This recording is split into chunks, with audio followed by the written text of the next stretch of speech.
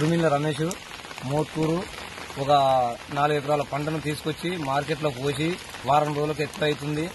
ఒడ్లు మొత్తం వానలు వచ్చి కొట్టుకుపోయిన ఒడ్లు కూడా చూసినారు అందరూ. నాతో పక్కల్లో కూడా కొట్టుకుపోయినాయి.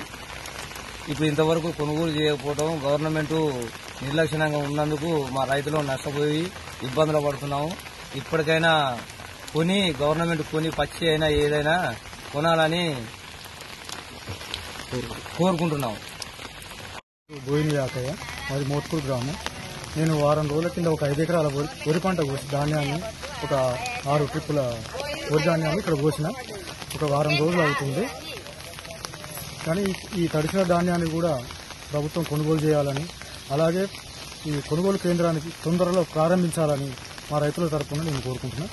మాతో పాటు చాలా మంది ఇక్కడ రైతులు ఒక 50-60 బస్తాలు మోరీలో పోయినాయి.